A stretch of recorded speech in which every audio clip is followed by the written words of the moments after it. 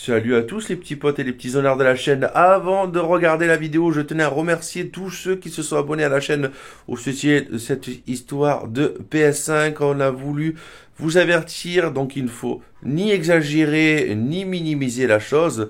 Donc encore merci à tous ceux qui nous ont écoutés, mes amis réparateurs et moi-même. Et puis bonne vidéo et prenez du plaisir comme nous on a du plaisir à vous divertir et à réparer vos consoles. Voilà. C'est le principal. Allez, des bisous. À tout de suite, les petits potes.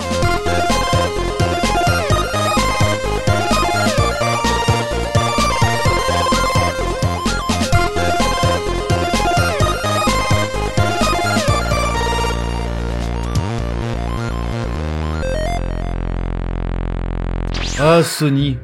Depuis la PS1, on peut pas dire que, en termes de qualité de produit, ce soit terrible. Pour la PS1 et la PS2 qui a des blocs optiques dégueulasses, la PS3 qui a le processeur qui surchauffe et qui se dessoude. Enfin, si vous avez vu ma vidéo d'ailleurs, n'hésitez pas à aller la regarder. Il y aura dans la description ou sur les fameuses Yellow Light of Death et Red Ring of Death, d'ailleurs qui sont la même maladie. Donc n'hésitez pas à aller le voir. C'est dans la description. Aujourd'hui, on va se consacrer à la réparation d'une manette PS3, tout simplement. C'est un problème qui est assez récurrent, c'est-à-dire énormément récurrent sur les manettes PS3, les boutons qui partent en couille. Voilà.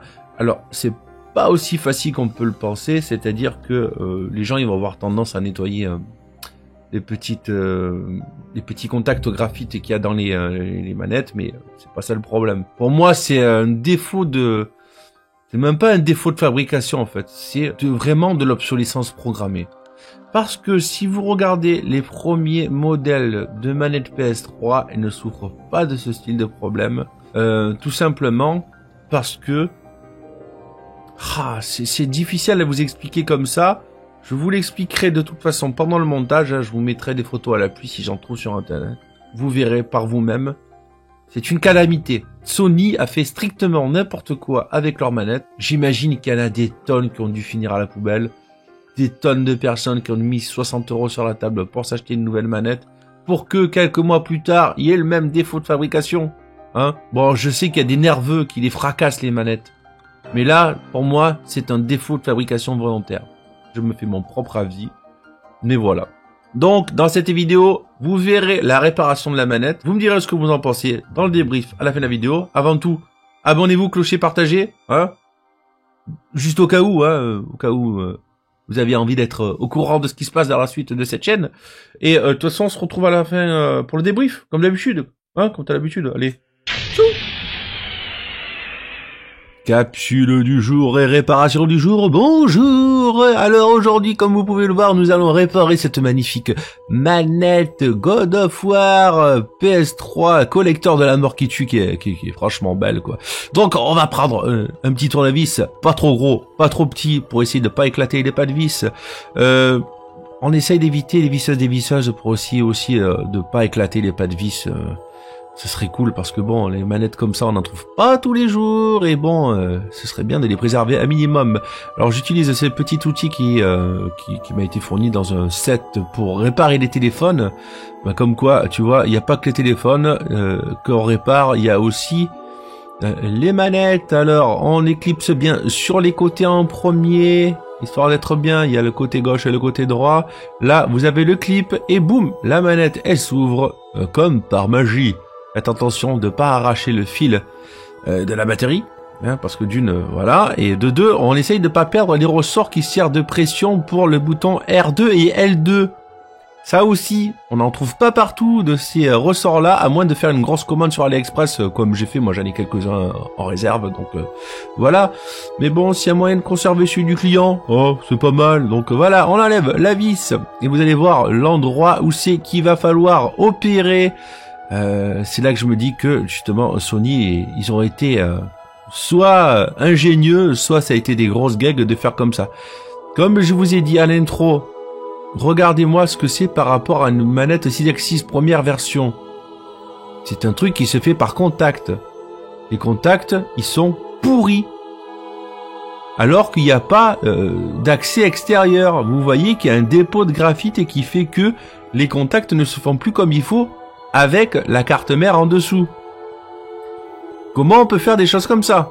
Alors qu'avant, nous avions un truc qui se pluguait. Une nappe qui se pluguait. Ça, c'était une nappe qui se pluguait sur la carte mère. Pour moi, c'est comme c'est l'essence programmée bien comme il faut. Alors, tout le monde chez soi a une gomme. Eh ben, on va utiliser la gomme. Enfin, logiquement, vous avez une gomme chez vous. Donc, on va utiliser la gomme pour enlever le graphite. Le graphite, c'est comme le crayon à papier. Si vous écrivez avec un crayon à papier une piste, je vous garantis que ça fait contact. Parce que c'est une espèce de métal, quoi. Donc, ça fait contact. On y va tranquillement, mais sûrement. Parce que vous voyez, c'est une nappe en plastique. On essaye de pas faire les bourrins. Voilà. Et on essaye de faire ça, à faire en sorte que la nappe soit à l'intérieur. Enfin, vous avez le côté gauche et le côté droit, vous voyez, comme il faut. On enlève les résidus maintenant. Avec une brosse à dents ou avec un tissu, enfin n'importe quoi, ce que vous voulez. J'utilise la brosse à dents pour enlever les résidus incrustés. Si vous avez une gomme avec des résidus, moi j'ai une gomme Faber-Castell qui est censée être sans résidus, mais il y en a toujours un petit peu. Allez, vous prenez du sopalin que vous avez touché vous, ou du papier cul, parce que normalement vous essuyez les fesses également, et vous frottez ça comme il faut avec de l'alcool, pour enlever les restants de parties un peu noirâtres qu'il y a sur la nappe. C'est aussi cool de faire des choses comme ça pour finaliser cette réparation ou ce fixe. Ça peut être les deux, hein, parce que à la base c'est pour soigner une manette qui est malade. Donc on fait en sorte de bien frotter sans trop exagérer avec de l'alcool. Pourquoi de l'alcool? Parce que ça évite que ça fasse de l'oxydation plus tard, parce que l'humidité reste toujours là, alors que l'alcool s'évapore. Voilà pourquoi on utilise souvent l'alcool, nous, en électronique, et pour d'autres petites tâches fort sympathiques, voilà. Donc on enlève avec de l'alcool, on frotte bien. Regardez, avant, hein, franchement, c'était dégueulasse. Et maintenant, là, tu peux être sûr que ça refait contact. Franchement, bon, là, ça se voit pas trop, mais je vous garantis que c'était assez noir. Voilà. Donc, maintenant, on va s'occuper de la partie PCB. Là, on peut y forcer un peu plus avec la gomme. Hein. Donc, on rechigne pas la tâche. On frotte bien comme il faut, comme si on effaçait sur une feuille. Ensuite, un petit coup de brosse à dents. Le brosse à dents des familles. Et si t'as pas de brosse à dents, franchement, je comprends pas. À moins que tu sois édenté et que tu aies 95 ans. Et encore, il y a des vieux de 95 ans qui ont encore des dents. Donc, tu frottes. Tu frottes. T'es content. C'est comme quand tu es sous la douche et tu te frottes. Ben, c'est pareil. Vous voyez que le caoutchouc qui sert de pression est complètement fracassé et dilaté. On prend comme une feuille de canson qu'on vient couper et qu'on vient plier au gabarit du caoutchouc. Et après, on plie. Voilà, que ça nous fait un peu une certaine épaisseur. Et puis que ça puisse faire contact là où c'est que ça ne faisait plus trop contact. Donc on plie, on regarde et on dépasse. On coupe ce qui dépasse, hein, parce que sinon ça sert à rien, ça marche plus.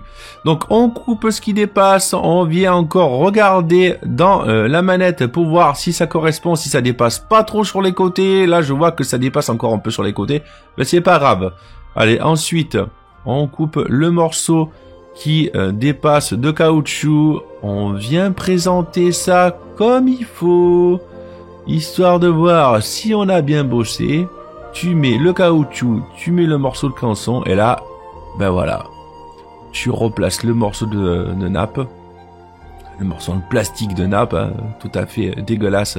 Proposé par nos ingénieurs de chez Sony, histoire de racheter une manette dans 6 mois.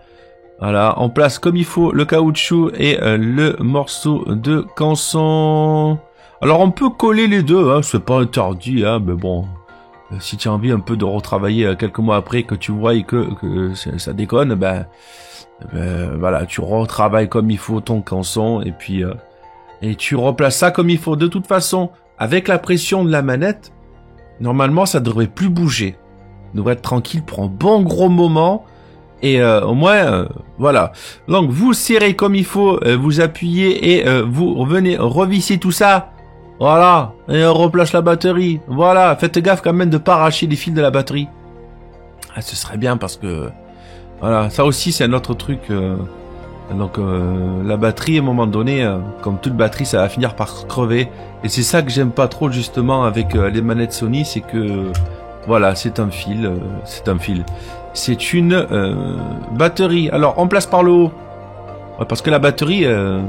Enfin, on a beau critiquer les manettes Xbox, les gens ils disent ouais mais c'est mieux parce que les piles et tout ça. Ben oui mais oui les piles à un moment donné tu mets des piles rechargeables et c'est impeccable.